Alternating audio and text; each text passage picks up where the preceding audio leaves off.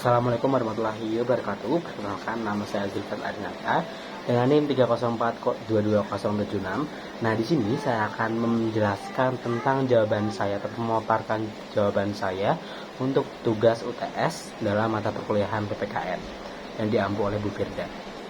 Oke, langsung saja tanpa berlama-lama, dalam 4 menit ke depan saya akan menjelaskan berbagai jawaban saya terkait tiga pertanyaan yang telah diberikan oleh Bu Firda. Yang pertama, pertanyaannya adalah, menurut Anda, apa implementasi dalam lingkungan pendidikan dan masyarakat dalam Pancasila dan kewarganegaraan? Menurut saya sendiri, dalam aspek pendidikan, banyak sekali implementasi dari pelajaran PPKN, yang mana daripada sila pertama dalam Pancasila, sila kedua Pancasila, sila ketiga Pancasila, hingga sila ke-5.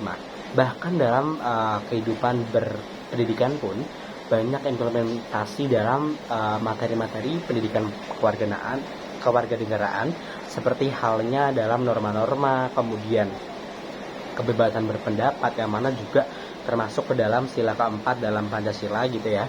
Dan adapun identitas nasional, contohnya adalah perayaan 17 Agustus yang diperingati setiap 1 tahun sekali gitu.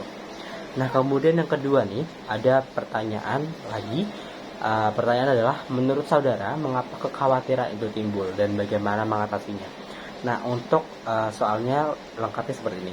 Kemajuan teknologi, komunikasi, dan perubahan sosial yang terjadi menimbulkan dampak terkikisnya kebanggaan terhadap budaya nasional, atribut nasional yang mencirikan identitas nasional. Lalu menurut saya, kenapa hal itu mengkhawatirkan? I think karena dengan majunya kemampuan berteknologi, semakin cepat pula arus modernisasi yang masuk ke dalam budaya Indonesia, yang tercampur ke dalam budaya Indonesia. Yang mana contoh kecilnya adalah pengaruh dari sosial media like TikTok or Instagram, yang mana hal-hal ini adalah sangat cepat diakses oleh remaja, khususnya para penerus bangsa. Tidak hanya remaja, bahkan anak kecil pun sudah tercemari oleh sosial media ini, yang mana sosial media ini lebih cenderung ke hal negatifnya. Namun tidak menutup kemungkinan bahwa sosial media ini punya banyak sekali manfaat gitu ya. Contohnya ketika banyak FYP ataupun For You page pada akun sosial media TikTok yang lebih cenderung ke budaya-budaya westernisasi ataupun budaya luar yang masuk ke dalam Indonesia. Gitu. Banyak remaja Indonesia yang akhirnya meniru secara tidak langsung, baik itu lifestyle ataupun cara berpakaian, yang mana dari cara berpakaian pun kita bisa melihat identitas suatu bangsa gitu. Nah, maka dengan hal ini itu saya anggap akan semakin terkikis budaya ataupun identitas nasional gitu. Nah, cara penanganannya sendiri adalah menggunakan sosial media dengan bijak dan baik. Dengan contohnya kemarin itu sempat viral tentang berbatik ataupun berbudaya batik, memakai kain batik di TikTok ataupun sosial media seperti Instagram ataupun TikTok. Itu menurut saya harus sangat dilestarikan kembali dan dapat diviralkan kembali agar budaya tersebut menjadi bukan hanya tren tapi menjadi sebuah kebiasaan.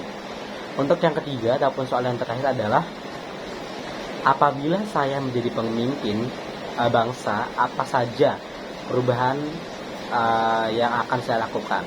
Menurut saya, sebagai agen of change dan sebagai remaja, sebagai penerus bangsa, saya akan memberikan 5 opsi, yakni yang pertama, mewajibkan para remaja untuk membaca ataupun literasi, karena saya pikir literasi ini sangat berguna ataupun sangat penting karena membaca dari jendela dunia.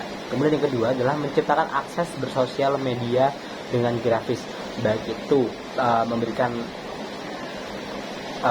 fasilitas secara kuota internet ataupun seperti halnya memudahkan jaringan sosial media dan memberikan filtering sosial akun-akun ataupun konten-konten yang akan masuk ke dalam bangsa Indonesia. Kemudian yang ketiga adalah memberikan pelatihan di bidang pekerjaan yang sedang dibutuhkan, seperti layaknya di IT ataupun sistem informatika seperti itu. Kemudian yang keempat, mengadakan kampanye berbatik sebagai upaya mempertahankan identitas nasional. Nah, seperti yang saya bicarakan tadi, bahwa berbatik ini saya harap dapat menjadikan sebuah kebiasaan, bukan hanya tren gitu. Kemudian yang terakhir ada memberikan ruang khusus bagi para pembicara ataupun speaker yang mana mereka itu merupakan penerus bangsa yang sangat berpotensial untuk memegang bangsa ini menjadi lebih maju ke depannya. I think that's enough for me. Thank you for the attention, Bu Firda khususnya. Saya harap tugas ini dapat memberikan nilai yang baik pada mata perkuliahan PPKN saya yang diampu oleh Bu Firda langsung. Oke, terima kasih, cukup sekian dari saya. Mohon maaf apabila ada kekeliruan kata ataupun kekurangan dalam pembahasan saya. Terima kasih. Wassalamualaikum warahmatullahi wabarakatuh.